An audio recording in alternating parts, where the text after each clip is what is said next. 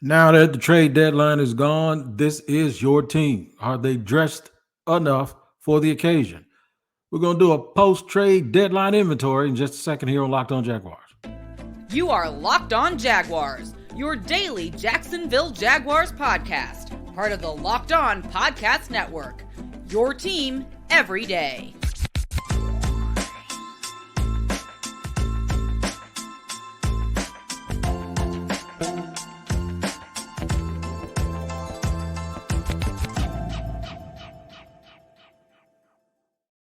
Hello, everybody. Welcome to the Locked On Jaguars podcast, where it's your team every day.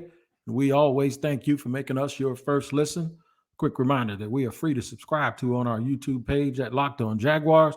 Make sure you tap in at Locked On Jaguars YouTube page, hit the like button, hit the subscribe button, and then please make sure you hit the bell so you receive notifications anytime we drop an episode. Also, wherever you get your podcast on the platform, if you're riding around in the car and you want to listen to it instead of watching it, make sure wherever that is, you tap in every single day to make sure that you don't miss an episode. Download the Gametime app, create an account, and use code LOCKEDONNFL for $20 off your first purchase. Last minute tickets, lowest price, guaranteed. And thank you to the everydayers for joining the show.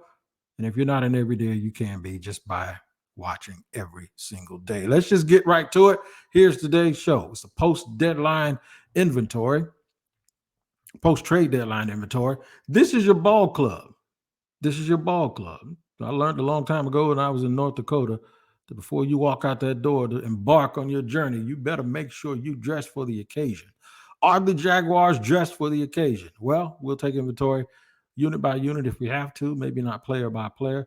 We're going to see where their strengths are moving forward in segment 2. And in segment 3, we'll talk about possible Achilles heels for this team. And in between all of that, we're going to discuss some of this team building stuff that folks sit there and fuss about all the time. We'll get back into more of the why and why they did not move some more picks for some more players. First, post-trade deadline inventory. The Jacksonville Jaguars, as you all know, did not add an edge rusher in this draft. And on yesterday's podcast, I spoke about how going out to get like a top-rated dude where you have to use your first-round pick, how that is somewhat somewhat of a self-ratio for Trent Baalke, his entire staff, and everything that they have talked about up to this point. And if you don't know what I mean by that, it's almost as if even if you did it, you could have won in the eyes of the fans, but you probably would have lost in the eyes of the people that you report to because you said that this guy was good, that guy was good, this guy was good, that guy was good, and we're good to go. It would be a midseason admission that you're wrong, and it's hard to make a midseason admission when you're wrong when you're 6-2, unless you're trying to have foresight, right? Foresight, like on the offensive line, when you said we need another body. We need another body to make this run. And this will tie into later on in the show when we talk about Achilles heels, because an Achilles heel could have been a catastrophic injury. Now, remember, we're not just talking about to survive the rest of the season. We're talking about winning a championship or getting to that Final Four and contending for a title.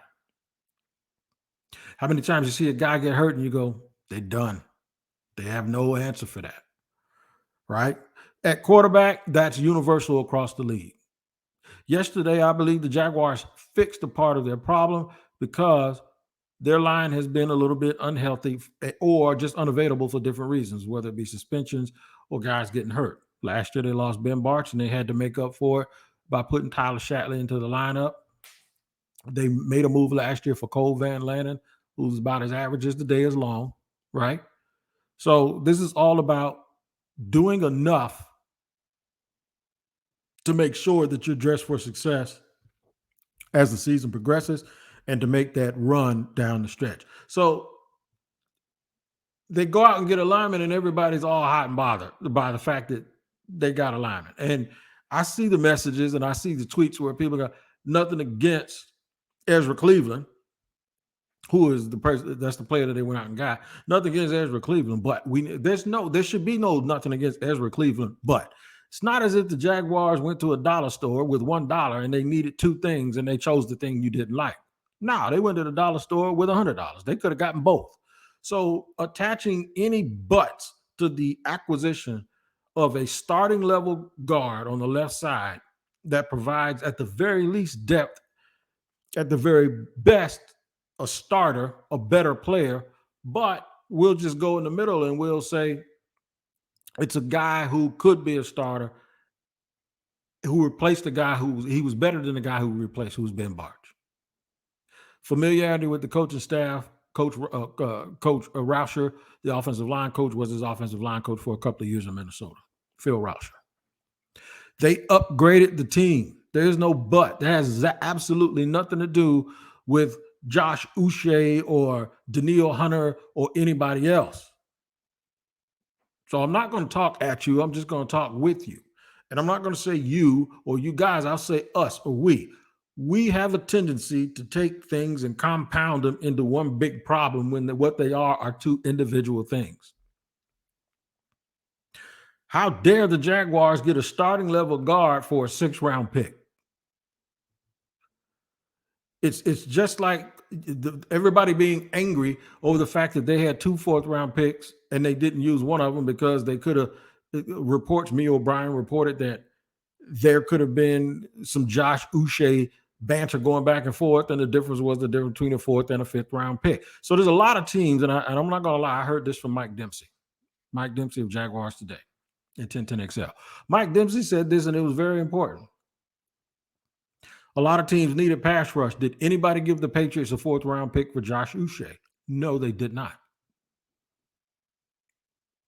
There are people that think the Jaguars should have given away their 1st-round pick for Josh Sweat or for Chase Young.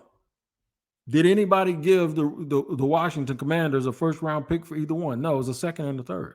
You could argue that the Bears gave up the 35th pick, but that's a team with 2 1st-round picks, and that's a team that, quite frankly, they better re-sign him because even their fan base will look at them sideways because they're absolutely terrible. But I'm not. If I was a Bear fan, I wouldn't be mad because he's an upgrade and they need him. And if they get him and hold on to him, I think they plan on re-signing him or franchise tagging him at the very minimum. But he's a better player. Is it what they needed the most? Absolutely not. But it's what was available. That's a different organization than Jacksonville. Right now on their record, as well as the position that they are in. So post-trade inventory tells me that the Jacksonville Jaguars got better on the side of the ball that has struggled the most this season, if we're going to be in the moment. We always talk about micro and macro. In both situations, we love to look at micro and macro and talk about what's good for today or what's good for the future based on what we want, as opposed to looking at the evidence of what this team needs. They need to play better offensively. They need to push people better. They need to protect Trevor Lawrence. The defense is playing well this year. But because there's this idea that they needed a pass rusher that no one will let go of, and I'm not saying that you should, but I am saying that what does the evidence say? What side of the ball has struggled the most? And what area of the team has struggled the most? It's the offensive line, keeping Trevor upright, giving him that little bit of time that he needs. It's that left guard position. Whether it be because of injuries or lack of depth or what have you, it does not matter. We have to take time to individually look at every single thing that's going on. I'll explain to you also why, as we get into the strengths of this team moving forward. I'll give you a little bit of something. I'll tell you why teams never are willing to pay a higher value for something, regardless of their personal situation. Why that can get you in a world of hurt and a world of trouble, and why they don't think like fans. I think it's going to be extremely important that we recognize that and understand that there are people that have to do their job regardless, and they have to do it in a certain way regardless of the immediate situation that they're facing. We're going to talk about that, and you'll disagree with me. And I'm good with that. I'm good with the fact that you'll disagree with me, but it is what it is. Right now, though, I want to tell you about eBay Motors. Man, eBay Motors is the absolute truth. Our partners at eBay Motors have teamed up with Locked On Fantasy Football host Vinny Iyer to bring you some of the best fantasy picks each week, all season long. Whether you're prepping for a daily draft or scouting the waiver wire, every week we're going to provide you players that are guaranteed to fit your roster. Browns running back Kareem Hunt has come back to the team and been leaned on again with Nick Chubb injured for the long term. That's right.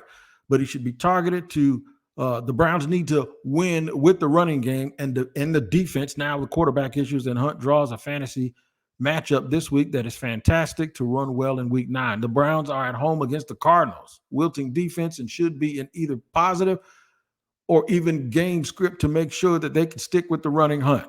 Hunt has a good chance to put together a big game leading the Cleveland committee.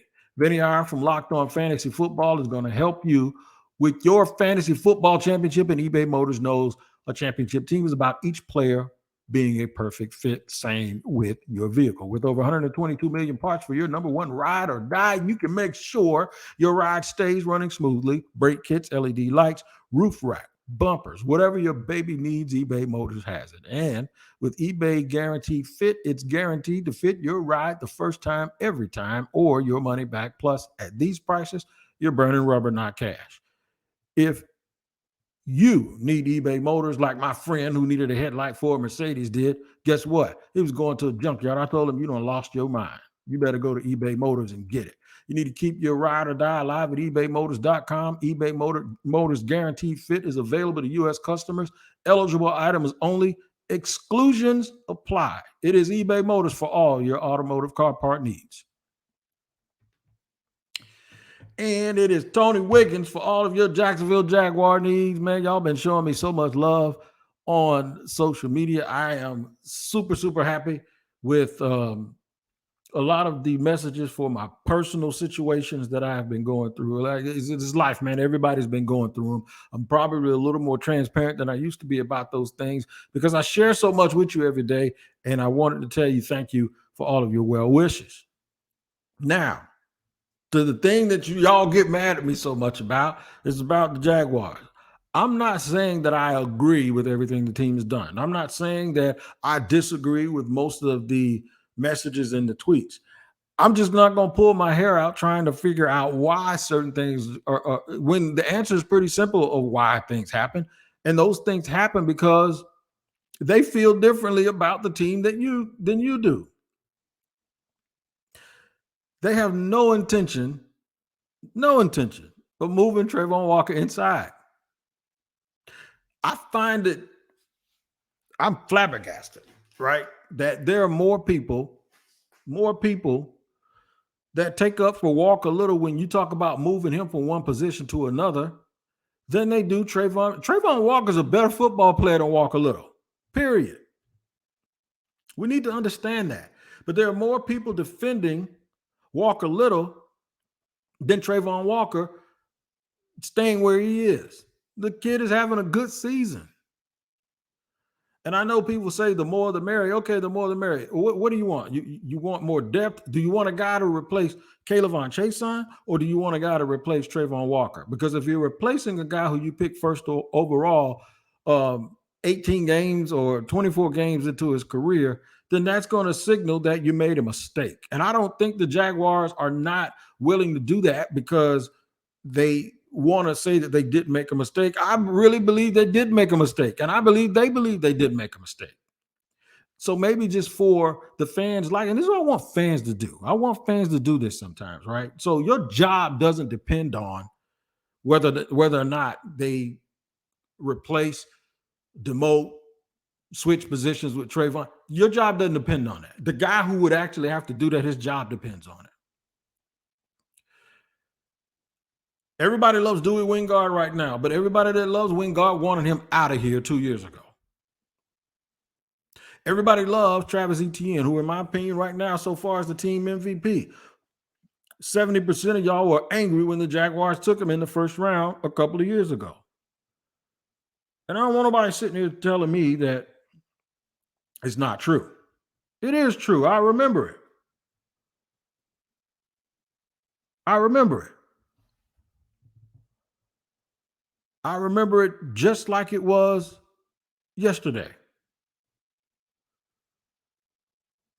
I remember it just like it was yesterday. Folks were angry. Folks were angry at that pick. You don't take a running back. We got James Robinson. Is James Robinson still in the league? And I know he got hurt, but he was never a good enough player for you to not upgrade. He wasn't. It is amazing to me that folks, we get on this one thing and we want to stay there, and we want a pound of flesh unless somebody does exactly what we say that they should do. The goal is to get beyond this and start talking about strengths moving forward, and we'll do that. But I have to stay here because there's so much meat on this bone. We should have gave up a first round. You never do that. You never, ever, ever in this league start making a practice of paying more for something than you're supposed to, ever, under any circumstance. That is a death nail for a general manager and the franchise. You just don't do it. I tell people all the time, don't go to the grocery store hungry, because you're in there with a whole bunch of stuff in your basket you don't need, and you'll spend money and you don't care.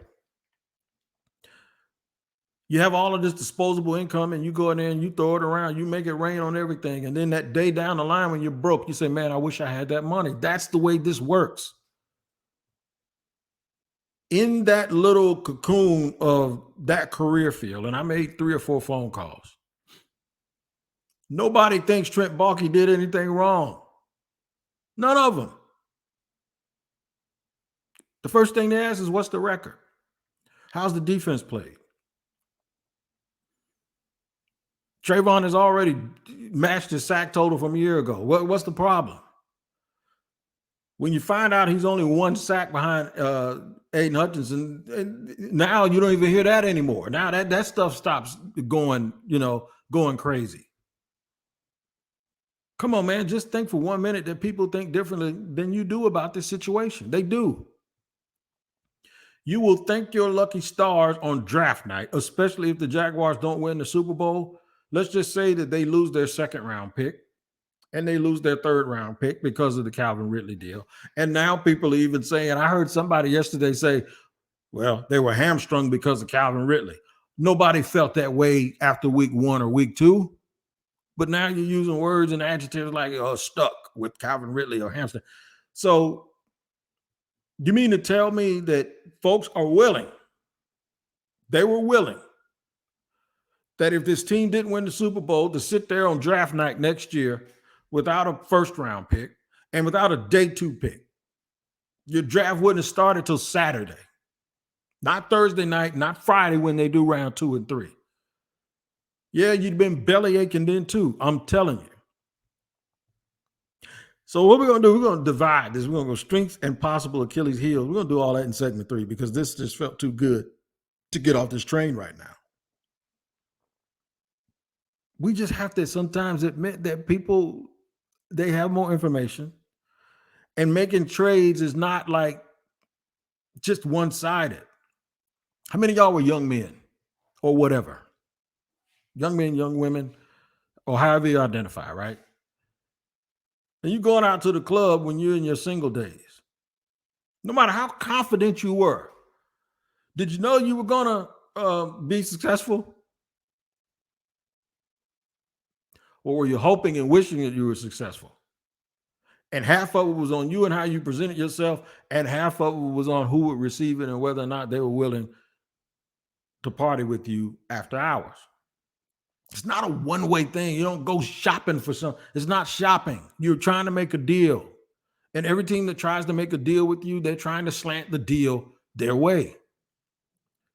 Come on, man. Y'all know how this works. Regardless of what you want, if you're unable to make trades, it's because somebody's trying to fleece you. That's their job. Their job is to fleece you. Like when you buy tickets for events, you get fleeced sometimes. Strengths moving forward, Impossible Achilles here will do it all in segment 3. But if you are buying tickets, let me tell you where you should be buying those tickets from.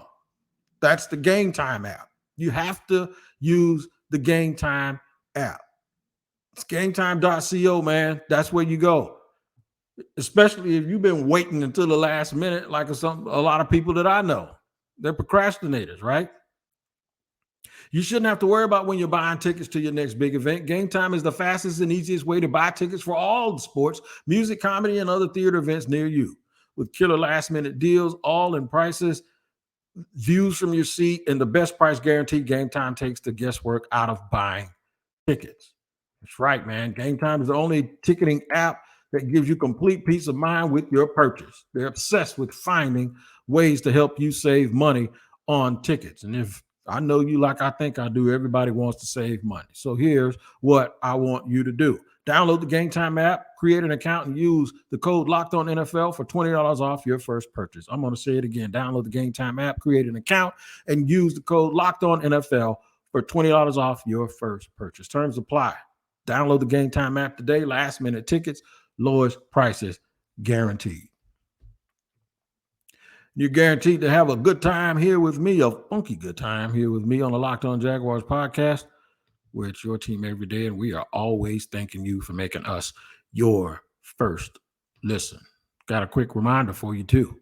Locked On NFL every Friday. What? I'm going to tell you what. Football season is here. Locked On is kicking up our coverage with Locked On NFL Kickoff Live, right? Every Locked On NFL YouTube channel, it's right there at 2 o'clock p.m. Eastern time on Friday. Tanitra Baptiste, Jarvis Davis, and Kyle Krabs will break down every game of the NFL slate to get you ready for your team's matchup. Now, the Jags aren't playing this week, but most of y'all have fantasy football lineups. You still need to tune in because you need to hear that. And if you're betting on FanDuel, which you should be, especially if you like wagering, that's the best place to be.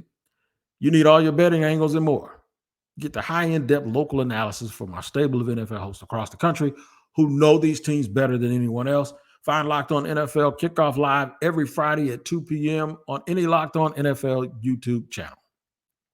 Like Locked On Jaguars. That's right. Sometimes you'll see me on there too. I'm a local expert.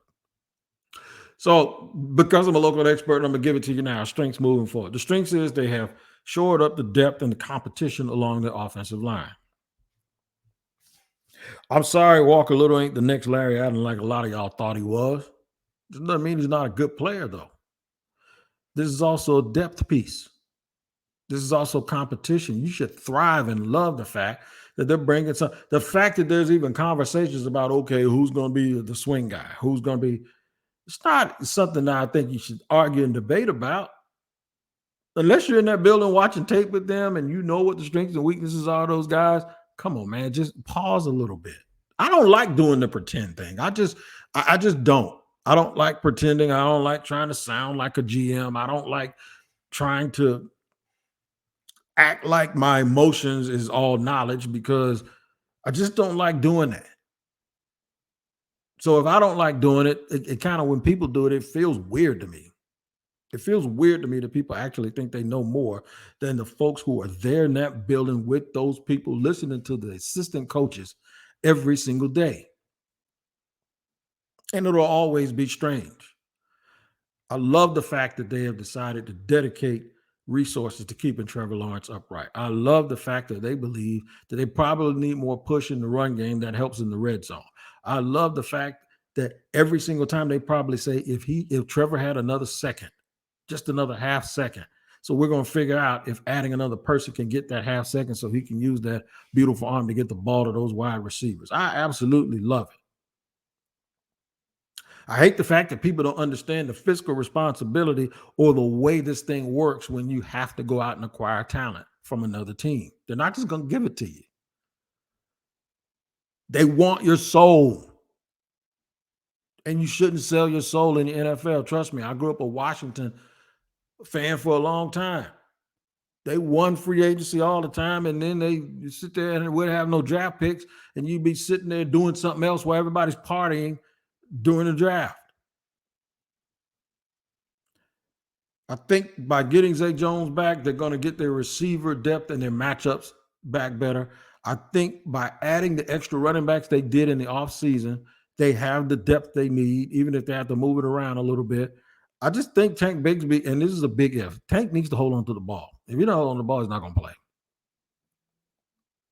So the strengths of this team is they're 6-2 and their offense has not played. I think they probably played 65% of how well they can play.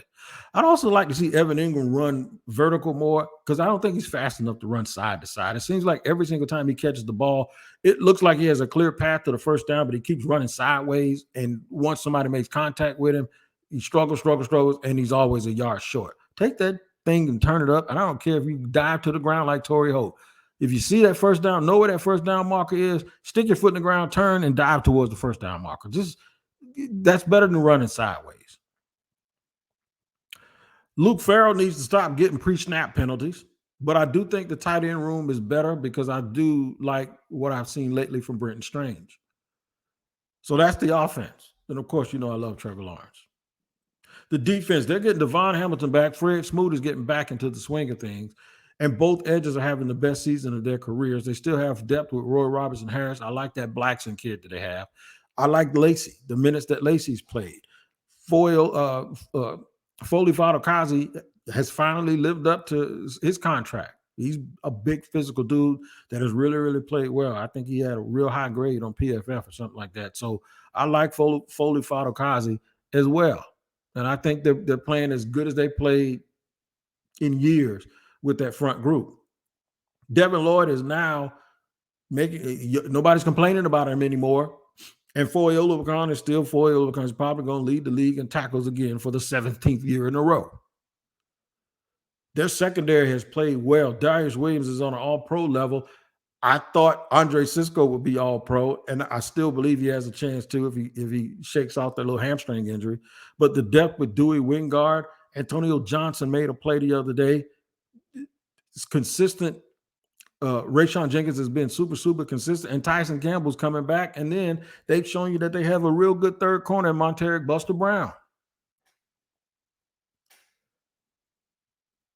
Outside of the special teams gaffe against Houston, the special teams has played well. They have one of the best kickers and one of the best punters in the league. Come on, man. We got a lot to be happy about. Let's take inventory of this team. So they didn't go get the edge rusher that you want. You know what they can do? They can use that late first round pick they're going to have this year and get an edge rusher. Here's something else that folks don't understand about the trade deadline. And I confirmed this with a former GM, and I confirmed this also with a guy who used to be, he's in college now, but he used to be an assistant GM. So here it is for you. They look at drafts in 2-year increments sometimes. You want to know why nobody wanted? You want to know why everybody wants those 2024 draft picks? Because there are 2 franchise quarterbacks, not 2 maybes, not like, so they had Trevor Lawrence and Justin Fields, who people were lukewarm on, and Zach, the kid up in with the Jets. No. There are 2 quarterbacks in this draft that people believe are bona fide superstars. There's a bona fide superstar at wide receiver, possibly 2 when you look at Marvin Harrison Jr. and Keon Coleman. There are at least 3 left tackle candidates that people believe can play at an all-pro level. There's some linebackers and pass rushers. There's someone told me, and it is not an authority on this. This is like somebody just like me that really follows the draft, that there may be 4 or 5 wide receivers in this draft that's better than the one who was taken, the first wide receiver that was taken in last year's draft. This draft coming up is considered stronger. It's why Trent Baalke couldn't get rid of any of those picks. Folks weren't giving up future picks to move up last year in the draft. No, you got to keep all of those picks in the 2023 draft because they didn't think it was that strong. But they think 2024 is super strong. So the team that has the most picks in 2024 is winner, chicken dinner. That is why folks were placing a higher premium on trading draft picks, whether it's first. The Jaguars couldn't trade their second or third round pick, but that is why people wanted most of those plethora of picks, because the next year's draft is a better draft. Next year's draft is Black Friday. You're going to get more bang for your buck. You get more bang for your buck here on the Locked On Jaguars podcast. We went over post-trade deadline inventory, strengths moving forward, possible Achilles heel, and then we had a kumbaya on team building and why GMs act the way they act, regardless if we like it or not. Make sure you tap in every single day on the Locked On Jaguars podcast, where it's your team every day. I am your host, Tony Wiggins. Hopefully you enjoy it. We'll enjoy it again tomorrow. We don't have a crossover because we don't have a game. But tune in anyway. We'll see you next time here on Locked On Jaguars.